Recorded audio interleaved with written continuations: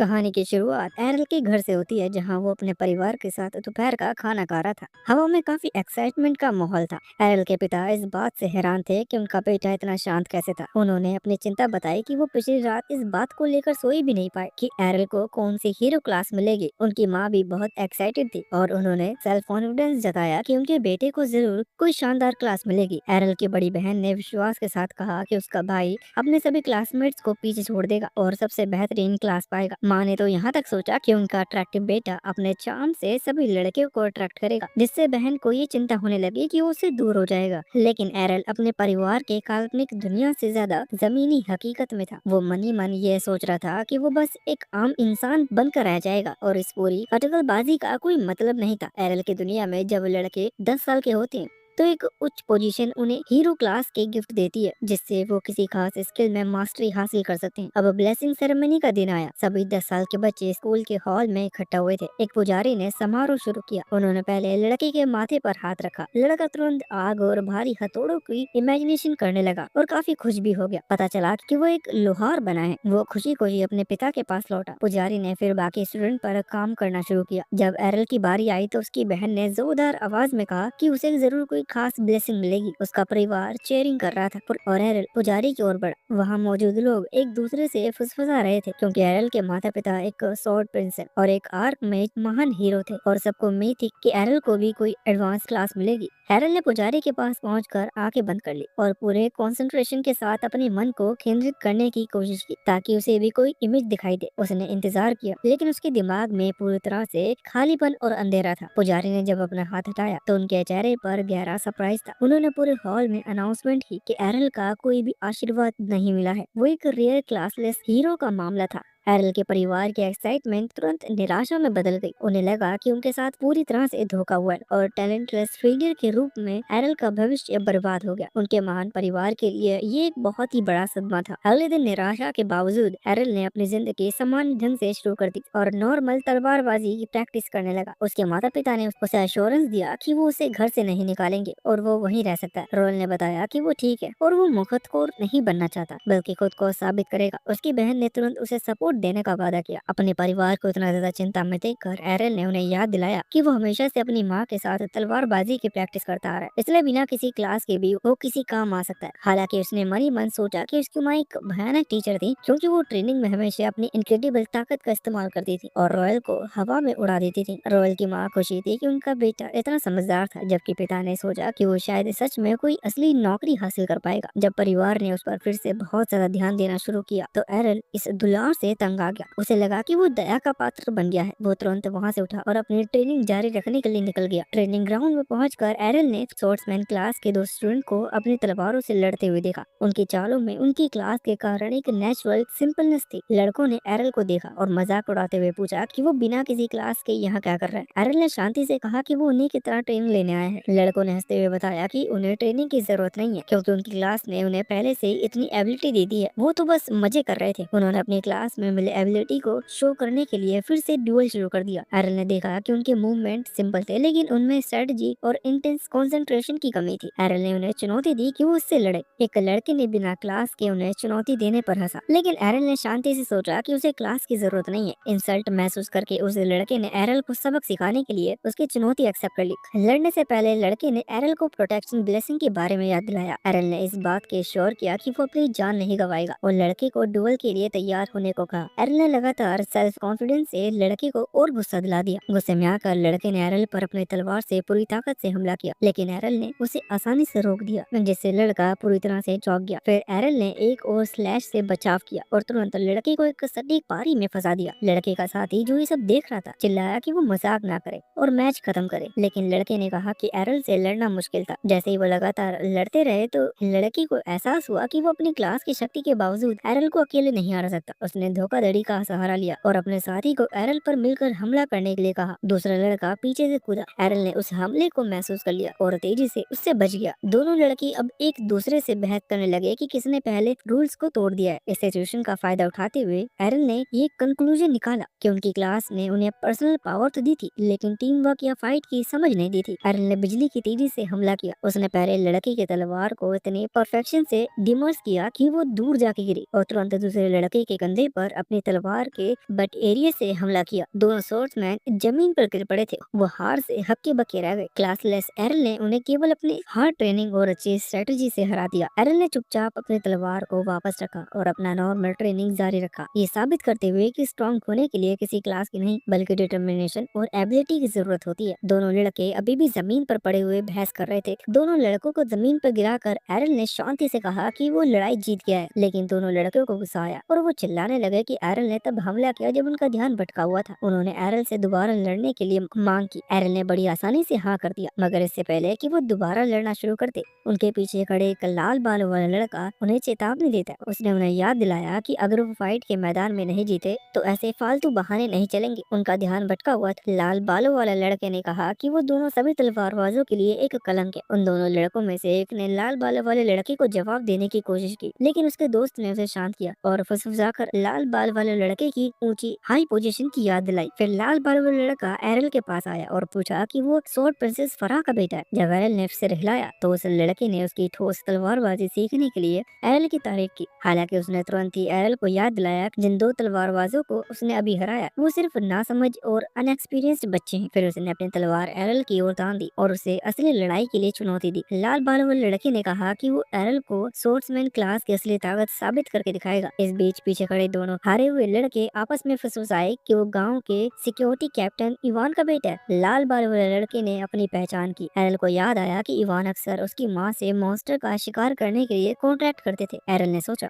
कि ये प्यार दिखाने वाला लड़का तो अपने पिता जैसा बिल्कुल नहीं दिखता, और वो सरप्राइज हुआ कि ये बड़ा होकर ये भी इवान की तरह रूखा सूखा आदमी बन जाएगा। लाल बालों वाले लड़के के कंधे कांपने लगे। उसने अपने माता पिता इवान की तारीफ की कि वो एक शक्तिशाली तलवारबाज और समझदार टीचर है। उसने नाराजगी से कहा कि उसके माता पिता ने इतने अच्छे गुण होने के बावजूद एरल की माँ ने गलत तरीके से सबसे मजबूत तलवारबाज का खिताब उसके पिता से छीन लिया था। उसकी इच्छाएं भारी बातों से सुनकर एरल को समझ आ गया कि ये लड़का सिर्फ अपनी निराशा उस पर निकाल रहा है, क्योंकि वो उसकी माँ से नफरत करता था। जब एरल ने उसे पकड़ लिया तो लाल बालों वाला लड़का शर्मिंदा हो गया, लेकिन उसने एरल से पूछा कि क्या वो यही सोचता है। एरल ने कंफर्म किया कि उसकी माँ ही उनके गांव की सबसे शक्तिशाली लेडी है। इस बात पर लड़के ने गुस्से में कहा कि उसे अपने पिता से सबसे अच्छे तलवारबाजी का टैलेंट विरासत में मिला है, इसलिए वो एरल को हराकर ये साबित करेगा कि उसका परिवार बेहतर है। थोड़ा शांत होने के बाद लड़के ने एरल को बताया कि वो 1 साल पहले ही सोर्ट्समैन बन गया था और तब से वो अपने पिता के गाइडेंस में कड़ी ट्रेनिंग कर रहा है। अपने इस स्ट्रगल के कारण लड़के को लगा कि उसके हारने का कोई सवाल नहीं है। हालांकि एरल ने उसे याद दिलाया कि उसने भी अपनी शक्तिशाली माँ से गाइडेंस हासिल किया है, इसलिए वो भी उससे हारने वाला नहीं है। दोनों लड़कों ने अपनी तलवार उठाई और लड़ाई शुरू हो गई। लाल बाल वाले लड़के ने पहले हमला किया। एरल ने तेजी से उसके हमले को रोका और पलटवार किया। दोनों के बीच एक भयंकर फाइट छिड़ गई। उन्हें एक दूसरे पर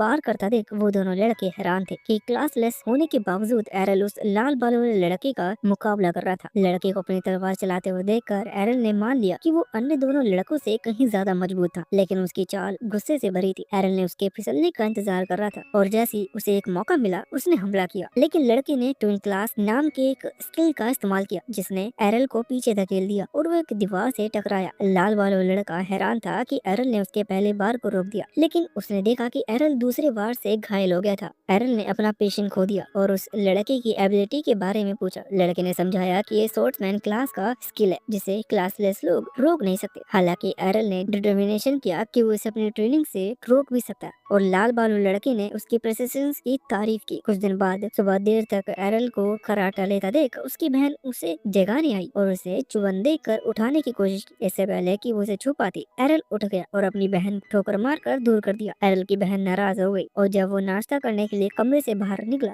उनकी माँ मुस्कुराई और नाश्ता परोसा। परिवार के साथ बैठकर खाने लगे। एरल की बहन ने पूछा कि क्या वो फिर से ट्रेनिंग के लिए जा रहे हैं। एरल ने सिर हिलाया जिससे उसकी बहन गुस्से में आ गई। उसने एरल से आराम करने और उसे अपना सपोर्ट देने के लिए कहा, लेकिन एरल ने उसकी बात अनसुनी कर दी और जाने के लिए खड़ा हो गया। उसकी बहन शॉक हो गई कि जब से एरल घर पर पिट कर आया तब से वो रोजाना ट्रेनिंग के लिए क्यों जा रहा है। फराह ने अपनी बेटी को अश्योरेंस दिया कि एरल ठीक रहेगा और बताया कि उनके बीच में एक ऐसा रहस्य है जिसके बारे में वो नहीं जानती थी। तलवारबाजी के मैदान से लौटने के बाद एरल की माँ फराह अपनी बेटी लिया को लेकर बाहर आई और एक संदूक खोला जो जो टूटा हुए तलवार से भरा था। ये सीन देखकर लिया हैरान हो गई। उसकी माँ ने बताया पिछले कुछ दिनों से एरल कितनी कठोर ट्रेनिंग कर रहा था। फरा इस बात से खुश थी कि एरल को दूसरे बच्चों से ड्यूल करने में इंस्पिरेशन मिली थी। एरल का ये डिटर्मिनेशन देखकर लिया भी एक्साइटेड हो गई, लेकिन उसने फिर भी इच्छा जताई कि वो एक ऐसी दुनिया बनाना चाहती है जहाँ एरल जैसे क्लासलेस लोगों के साथ भेदभाव न हो। उसकी माँ ने उसके महान लक्ष्य पर मुस्कुरा दिया। इस बीच जंगल में एरल एक पेड़ पर बने ट्रेनिंग एम पर जोर से वार कर रहा था और फिर हमले के लिए पीछे हट गया। उसने ठीक वैसा ही ट्यून क्लासेस का प्रदर्शन किया जैसे लाल बाल वाले लड़के ने किया था। अपनी नई शक्ति से एरल खुश था। उसने सोचा कि लाल बाल वाले लड़के से पिटना उसके लिए फायदेमंद रहा। तभी झाड़ियों में छुपा एक गॉब्लिन चुपके से एरल को घूर रहा था। वो अचानक एक क्लब लेकर हमला करने के लिए बाहर कूदा, लेकिन एरल मुड़ा और ट्विन स्लाइस से उसे दूर कर दिया। अपने स्किल की शक्ति पर एरल खुश हुआ। अचानक उसके पीछे एक विशाल मॉन्स्टर की दहाड़ सुनाई थी। एरल ने मुड़कर गांव की सुरक्षा टीम को मॉन्स्टर के दिखाने की खबर देने का सोचा, लेकिन तभी उसने एक घबराई हुई चीख सुनी। आवाज पहचानी हुई लग रही थी, इसलिए एरल ने सिक्योरिटी को बुलाने का विचार छोड़ दिया। उसने सोचा कि उस व्यक्ति को चोट लगने से पहले उसके पास सिक्योरिटी को बुलाना समय नहीं है। उसने अपनी तलवार पकड़ी और खुद को मानसिक रूप से अश्योर किया कि वो ठीक रहेगा और चीख की और जंगल की तरफ भाग गया। सोर्स के करीब पहुंचकर एरल ने एक झाड़ी से झांक कर देखा। वहां लाल बाल वाला लड़का खून से लथपथ हाथ के साथ था। उसने देखा कि एक विशाल होबोगोब्लिन लड़की के ऊपर मंडरा रहा था। एरल शॉक हो गया कि ये मॉन्स्टर कहां से आ गया। उसने जल्दी समझा कि लाल बाल वाला लड़का भी उसी तरह प्रैक्टिस कर रहा था और उसने कुछ जंगली गॉब्लिन्स को हरा दिया होगा, जिसने हॉब गॉब्लिन्स को अट्रैक्ट किया, जो उन गॉब्लिन्स का मुखिया था। हॉब गॉब्लिन लड़के को एक कोने में धकेल रहा था, जबकि एरल उसके पीछे गया और सबसे अच्छे कोन से हमला शुरू कर दिया। एरल ने हमला करने के लिए एक गहरी सांस ली। लाल बाल वाला लड़का मन ही मन सोच रहा था कि अब खेल खत्म हो गया। हॉब गॉब्लिन ने अपना क्लब आखिरी बार के लिए ऊपर उठाया, लेकिन अचानक एरल ने ट्विन स्लाइस हमले से उसे काट दिया। जब वो बड़ा मॉन्स्टर जमीन पे गिरा तो एरल ने सोचा कि उसने आखिरकार उस तकनीक से फुटवर्क में महारत हासिल कर ली है। लाल बाल वाले लड़के ने चलने की कोशिश की, लेकिन वो लड़खड़ा गया और एरल की बाहों में गिर पड़ा।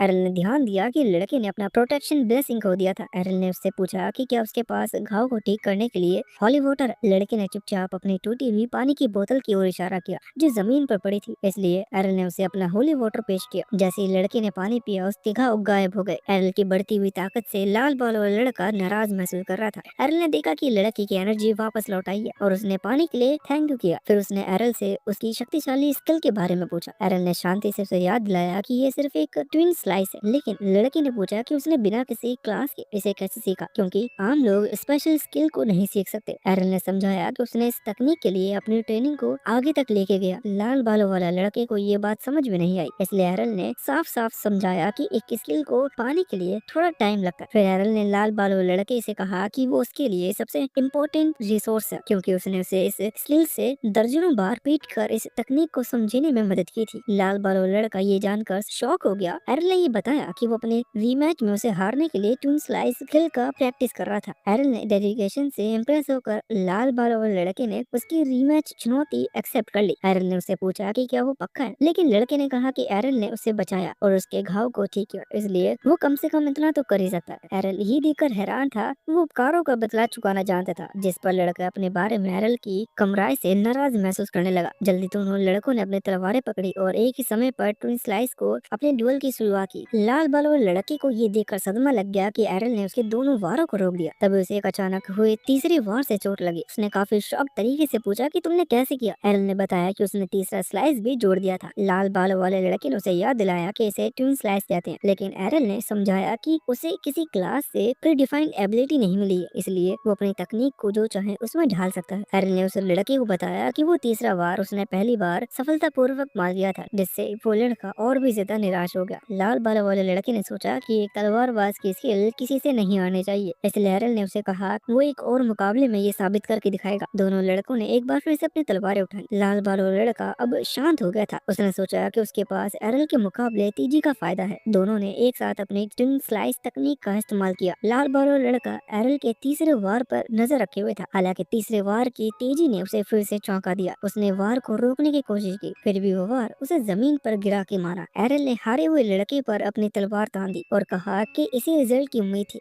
लाल वालों लड़के ने उससे पूछा कि तीसरा वार इतना तेज क्यों है। एरल ने समझाया कि उसने ये तरकीब भी उसी से सीखी थी। एरल ने खुलासा किया कि वो जानबूझकर अपने पहले दो वार को धीमा रखता है और अपनी पूरी ताकत तीसरे वार पर लगाता है ताकि अपोनेंट को चौंकाया जा सके। पूरी तरह से हारा हुआ महसूस करते हुए लाल वाले लड़के ने गुस्से में अपने दांत पीसे और हार मान ली। एरल जीत कर वहाँ से चला गया। कुछ दिन बाद एरल का परिवार रात का खाना खा रहा था। एरल की माँ फराह ने बताया कि इवान का बेटा गांव छोड़कर ब्रिया में ट्रेनिंग करने के लिए गया है। इस खबर पर हैरान होकर एरल ने पूछा कि ब्रिया क्या है। उसकी माँ ने बताया कि ब्रिया को सिटी ऑफ सॉर्ड कहा जाता है। उन्होंने बताया कि शादी से पहले वो भी वहाँ एक गिल्ड में ट्रेनिंग करती थी। ब्रिया के बारे में सुनकर एरल बहुत एक्साइटेड हो गया। उसने सोचा कि ये उसके लिए एक बेहतरीन मौका हो सकता है वहाँ जाने का और एक क्लासलेस हीरो के रूप में अपनी पूरी पावर का पता लगाया जा सकता है। कुछ साल बीत गए थे। एरल ने अब तक कई मुश्किल दिन देखे थे। उसने अपने जीवन में ठान लिया था कि चाहे लोग उसे क्लासलेस कहें, वो अपनी मेहनत और लगन से दुनिया को साबित करेगा कि किसी पहचान की मुहर के बिना भी इंसान महान फाइटर बन सकता है। इसी सोच के साथ एक दिन उसने फैसला किया कि उसे अब ब्रेस्किया शहर जाना चाहिए।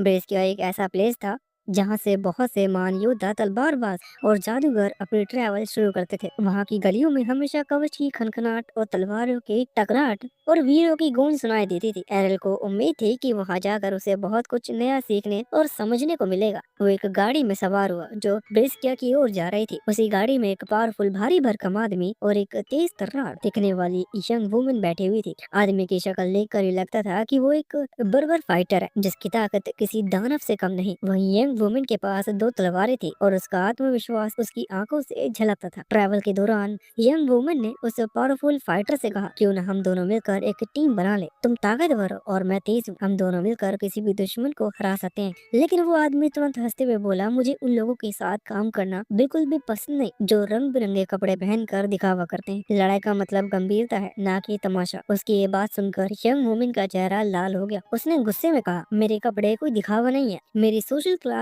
तेजी और बचाव पर आधारित है। बाकी कवच पहनने की मुझे जरूरत नहीं और ये क्लोथ ये भी मेरे काम आती है। दुश्मन अक्सर मेरी ओर देखकर अपना ध्यान खो बैठते हैं और उसी बीच मैं उन्हें मार गिराती हूँ। अब दोनों की बहस बढ़ती जा रही थी। गाड़ी का माहौल बहुत ही ज्यादा गुस्से वाला होता जा रहा था। लेकिन तभी कोचमैन ने ऊंची आवाज में कहा, आप दोनों के पास वंडरफुल एडवांस सोशल क्लास है। अगर उनका इस्तेमाल करने का समय है तो वो अभी है। आगे रास्ता बंद है। सबने आगे झाँका देखा। सड़क पूरी तरह ऑर्क्स की भीड़ से घिरी हुई थी। उनकी लाल आंखें जल रही थी, दांत नुकीले थे और हाथों में बड़े बड़े हथियार थे। उनका राजा बीच में खड़ा था जिसकी ऊंचाई किसी पेड़ जैसी लग रही थी। ये देखकर पावरफुल फाइटर का चेहरा पीला पड़ गया। उसने घबराकर कहा, इतने सारे ऑर्क से तो पूरी सेना मिलकर भी नहीं लड़ सकती। अकेले तो नामुमकिन है। इतना कहकर उसने गाड़ी में बैठे माँ बेटे को धक्का दिया और खुद वहाँ से भाग निकला। उसके पीछे पीछे वो यंग वुमेन भी भाग पड़ी। उसने साफ कहा कि उसे दूसरों के लिए अपनी जान जोखिम में नहीं डालनी। अब गाड़ी में बैठे बाकी यात्री निराश हो चुके थे। सबको लगा कि अब उनका अंत यही है। लेकिन तभी एरल खड़ा हुआ। उसकी आंखों में डर नहीं बल्कि डेडिकेशन चमक रही थी। उसने तलवार निकाली और तेज कदमों से आगे बढ़ा। एरल ऑर्क्स की भीड़ में घुस गया। वो दाएं बाएं आगे पीछे इतनी तेजी से चलता कि दुश्मनों को समझ भी नहीं आता कि वो कहां से आ रहा। एक एक करके उसके वार से और गिरते चले गए। कोचमैन हैरानी से देख रहा था। उसने पहचाना कि एरल ब्लिंक स्टेप स्किल का इस्तेमाल कर रहा है। ये स्किल बेहद शक्तिशाली है लेकिन केवल तब तक जब तक कोई चारों तरफ से घेर ना ले। धीरे धीरे ऑर्क्स ने उन्हें चारों ओर से घेर लिया। कोचमैन सोच रहा था कि अब एरल का बचना मुश्किल है। लेकिन तभी उसने देखा कि एरल अपने दोनों हाथों की तलवारों को गोल घुमाकर एक वंडरफुल डांस जैसा करने लगा। उसके हर कदम के साथ तेज वार होते और हर वार से कोई ना कोई ऑर्क मारा जाता। कोचमैन हक्का बक्का रह गया। उसने पहचाना कि ये तलवार डांस, लेकिन ये तो स्वॉर्ड प्रिंसेस सोशल क्लास की औरत कर सकती है। फिर एरल ये कैसे कर रहा है? एरल लगातार लड़ता रहा जब तक कि उसने ऑर्क राजा को पकड़कर उसकी खोपड़ी में तलवार नहीं घोंप दी। राजा के मरते ही बाकी और से डर कर भाग गए और लड़ाई खत्म हो गई। सभी यात्री बच गए थे। वो सभी आंसुओं से भरे हुए एरल का धन्यवाद कर रहे थे। गाड़ी में बैठे छोटे बच्चों ने एक्साइटमेंट से पूछा, भैया आपकी क्लास कौन सी है? आपकी क्लास तो जादू जैसी लग रही है। सबको उम्मीद थी कि एरल किसी बड़े सोशल क्लास का नाम बताएगा, लेकिन एरल ने शांति से कहा, मेरी कोई क्लास नहीं है। ये सुनते ही सबकी आंखें खुली रह गई। फिर यादें 5 साल पहले लौट आई जब एरल ने पहली बार दो तलवारों से लड़ने की कला सीखी थी। उसकी माँ विश्वास नहीं कर पा रही थी कि उसे हमेशा लगता था कि उसका बेटा कभी कुछ कर नहीं पाएगी क्योंकि वो क्लासलेस था। लेकिन एरल ने उसे बताया कि वो बिना किसी सोशल क्लास के भी सिर्फ मेहनत और प्रैक्टिस से स्किल सीख सकता है। उसने अपनी माँ से कहा था कि वो उसे स्वॉर्ड प्रिंसेस की कलाएं सिखाए, जिसके बाद वो ब्रिस्किया जाकर और ट्रेनिंग करेगा। उसकी माँ उस दिन उसकी बात पूरी तरह से सुन भी नहीं पाई थी, क्योंकि वो खुशी के आंसू में डूबी हुई थी। उसे लगा कि उसका बेटा अब बेकार नहीं रहेगा। प्रेजेंट में गाड़ी आखिरकार ब्रेस्किया पहुंच गई। ऊंची ऊंची दीवारें, बड़े बड़े दरवाजे और शहर की हलचल देखकर एरल का दिल तेज धड़कने लगा। यहाँ तलवारबाज, जादूगर, तीरंदाज और सब इकट्ठे रहते थे। हर जगह प्रैक्टिस करते हुए लोग दिखाई दे रहे थे। कोचमैन ने एरल को जगाया और कहा, लो हम ब्रेस्किया आ गए। एरल ने उतरते उतरते उससे पूछा कि क्या तुम्हारा भी कोई एडवांस सोशल क्लास है, क्योंकि नॉर्मल कोचमैन इतनी आसानी से मेरी कलाओं को पहचान नहीं सकता। कोचमैन हल्की मुस्कान के साथ बोला, मैं तो बस एक चालक हूँ। लेकिन उसकी आंखों में एक मिस्ट्री छुपी हुई थी। एरल समझ गया था कि आदमी नॉर्मल नहीं है, और इस तरह ब्रेस्किया में एरल की नई ट्रैवल शुरू हुई। एक ऐसी ट्रैवल जिसमें उसे नए साथी मिलेंगे, गहरे मिस्ट्री सामने आएंगे, और जहां उसका साहस और डिटर्मिनेशन हर कदम पर परखा जाएगा। जब गाड़ी ब्रेस्किया के दरवाजों तक पहुंची तो एरल ने महसूस किया कि ये शहर वाकई विशाल और अलग ही दुनिया का था। ऊंची ऊंची दीवारें, चहल पहल भरी गलियां और हर ओर फाइटर्स की गर्मा गर्मी लगी थी। तलवारों की खनखनाहट और कवच की आवाजें हवा में घुली हुई थी। उसी समय कोचमैन ने एक्सेप्ट किया कि वो नॉर्मल चालक नहीं है, सच में वो होली नाइट सोशल क्लास का फाइटर था, जिसने लगातार फाइट और खून खराबे से बचने के लिए समय समय पर गाड़ी चलाने का काम अपनाया। उसके लिए ये एक तरह का नॉर्मल काम था, जिससे उसे आम जीवन का स्वाद मिलता था। कोचमैन ने ओरल को समझाया कि ब्रेस्किया जैसे बड़े शहर में गिल्ड से जुड़ना इम्पोर्टेंट है। यहाँ ज्यादातर तलवारबाज और फाइटर अपने जीवन यापन के लिए बैटल टूर्नामेंट में हिस्सा लेते हैं, और टूर्नामेंट में एंटर केवल गिल्ड के मेंबर होने पर ही मिलता है। उसने चेतावनी दी कि हर गिल्ड भरोसेमंद नहीं होता, और कई गिल्ड धोखेबाज और मतलबी भी हो सकते हैं। इतना कहकर वो चला गया, और एरल पहली बार अकेले ब्रेस्किया की गलियों में उतरा। शहर सच में बहुत ही चहल पहल वाला था। हर सड़क पर भर्ती करने वाले लोग खड़े थे, रंग बिरंगे झंडे फहर रहे थे, और नए मेंबर को आकर्षित करने की कोशिश की जा रही थी। कई गिल्डों में अपने दफ्तरों के बाहर शानदार सजावट रखी थी। एरल सब देख रहा था, लेकिन वो सावधानी से केवल सबसे अच्छा गिल्ड चुनना चाहता था। भीड़ के बीच एक सुनहरे बालों वाली यंग वुमेन एरल तक पहुंची। उसने चुपके से उसके पास जाने और ध्यान खींचने की कोशिश की, लेकिन एरल ने अनजाने ही उसकी चालाकी से बच निकला, और वो यंग वुमेन पूरी तरह से शॉक्ड हो गई। उसे यकीन नहीं हो रहा था कि ओरल अभी तक उससे अट्रैक्ट क्यों नहीं हुआ, इसलिए उसने अपने गिल्ड में शामिल होने का इनविटेशन रखा। एरल ने इस प्रयास को गंभीरता से नहीं लिया। उसने सोचा कि अगर कोई गिल्ड इस तरह होकर लोगों को खींचने की कोशिश कर रहा है, तो वो गिल्ड भरोसेमंद नहीं हो सकता। यंग वुमेन का गिल्ड सच में किसी और ही डायरेक्शन में जा रहा था। वो किसी भी तरह नए मेंबर जोड़ने के लिए कोशिश कर रही थी, लेकिन एरल ने उस पर ध्यान नहीं दिया, और उससे केवल ये जानकारी निकाली कि इस एरिया का सबसे strongest guild black blade guild है। ब्लैक ब्लेड गिल्ड शहर में सबसे बड़ा इमारत है। लेकिन जब एरल वहाँ पहुँचता तो देखता कि गिल्ड में एंटर की आशा रखने वालों की एक लंबी लाइन लगी हुई है। सैकड़ों लोग अपनी बारी का इंतजार कर रहे थे। एरल ने पेशेंस रखा, और अंत तक उसकी बारी आई। क्लर्क ने उसे इम्पोर्टेंट प्रोसेस समझाई। गिल्ड में शामिल होने के लिए पहले एक एग्जाम देना पड़ता है, और एग्जाम में केवल वही बैठ सकता है जिसके पास एडवांस सोशल क्लास हो। जब एरल ने बताया कि वो क्लासलेस है, तो क्लर्क ने उसका मजाक उड़ाया और उसे लाइन से बाहर निकाल दिया। ये एक्सपीरियंस एरल के लिए बहुत ही ज्यादा दुख भरा था, लेकिन उसने पेशेंस बनाए रखा और डिमांड की कि उसे एग्जाम देने का मौका मिलना चाहिए। फिर भी नियमों को ध्यान में रखते हुए उसे एक्सेप्ट नहीं किया गया। इसके बाद एरल ने लगभग पूरे शहर में हर गिल्ड का दरवाजा खटखटाया। हर जगह उसने इनविटेशन दिए और कभी कभी अपनी पहचान छिपाई, और उसे झूठ भी बोलना पड़ा। लेकिन हर गिल्ड ने उसका कार्ड जांच कर ये जान लिया कि वो क्लासलेस है, और सब ने उसे ठुकरा दिया। धीरे धीरे ये साफ हो गया कि कोई भी गिल्ड उसे एक्सेप्ट करने को तैयार नहीं होगा। निराशा के कारण एरल को अपनी माँ की कही हुई बातें याद आई। उसने ट्रैवल से पहले उसे एक लेटर दिया था। वो लेटर उसकी माँ के पुराने गिल्ड के लिए सिफारिश लेटर था। उसने कहा था कि अगर एरल कभी मुसीबत में हो तो उस लेटर को लेकर उनके पुराने गिल्ड में पहुंचे। उस गिल्ड के मेंबर उसकी माँ का बहुत सम्मान करते थे, और वो कंफर्म ही एरल को एक्सेप्ट कर लेंगे। इसी याद के साथ एरल ने एक नई आशा पाई। उसने शहर की गलियों में उस पुराने गिल्ड की तलाश शुरू की। ये खोज आसान नहीं थी, क्योंकि ब्रेस्किया में अनगिनत गिल्ड थे, और हर इमारत किसी न किसी फ्लैग और क्वालिटी के लिए जानी जाती है। इसी बीच वही सुनहरे बालों वाली यंग लेडी जिसका नाम लिलिया था, फिर से उसके सामने आ खड़ी हुई। उसका गिल्ड बिखरने के कगार पर था, और उसे हर हाल में एक नए मेंबर की जरूरत थी। उसने फिर से एरल को अपने गिल्ड में शामिल होने के लिए मनाने की कोशिश की। उसकी सिचुएशन इतनी बुरी थी कि उसने सड़क पर घुटनों के बल बैठकर भीख मांगनी शुरू कर दी, यहाँ तक कि उसने अपनी गरिमा तक की छोड़ दी, और ऐसी बुरी सिचुएशन में लोगों के सामने गिड़गिड़ाने लगी। लेकिन एरल पहले ही वहाँ से जा चुका था।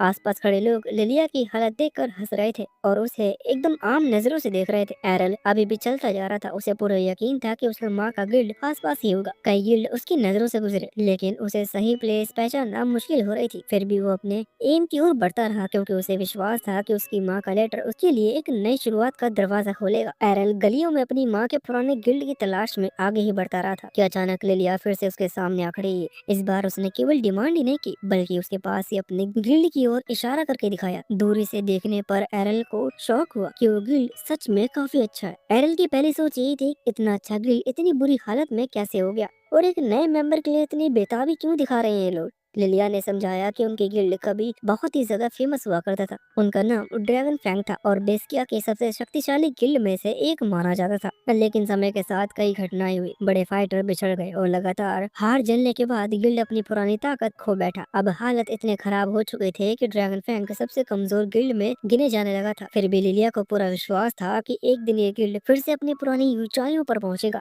एरल ये सुनकर चौंक गया। ड्रैगन फैंग नाम सुनते ही उसे अपनी माँ का लेटर याद आया, क्योंकि वही उसकी माँ का पुराना गिल्ड था। ये कोइंसिडेंस बहुत ही अजीब था। अचानक उसका माइंड बदल गया और उसने लिलिया की बातों को काफी ध्यान से सुनना शुरू किया। इसलिए वो उसके साथ उस गिल्ड में चला गया। गिल्ड के अंदर पहुंचकर लिलिया ने उसे एक रूम में बिठाया ताकि वो आगे की प्रोसेस पर बात कर सके। लेकिन तभी वहाँ उसका पिता मौजूद था, जो गिल्ड के प्रेसिडेंट मुखिया भी था। वो व्यक्ति बेहद टूटा हुआ था। उसकी चाल में भारीपन और उसके चेहरे पर हारे हुए का बोझ साफ साफ झलक रहा था। उसने एरल पर नजर डाली और ये देखकर कि लिलिया फिर एक नए मेंबर को लेकर आई है, उसने निराशा में कहा कि यहाँ समय बर्बाद ना करे, क्योंकि ये गिल्ड अब खत्म हो चुका है। ये कहकर वो बाहर चला गया। लिलिया को इस बात की शर्मिंदगी हुई, लेकिन उसने एरल को अपने पिता के बारे में बताया। उसके पिता कभी ब्रेस्किया के सबसे स्ट्रॉन्ग तलवारबाज हुआ करते थे। उनका नाम पूरे शहर में गूंजता था, लेकिन एक फाइट में उन्होंने अपना हाथ खो दिया और उसी दिन से वो टूटा हुआ महसूस करने लगे। लिलिया को लगा कि गिल्ड के नेता को इस हालत में देखकर एरल का विश्वास टूट जाएगा। लेकिन हैरानी की बात ये थी कि एरल ने निर्णय लिया कि वो यहीं शामिल होगा। एरल के लिए शायद एकमात्र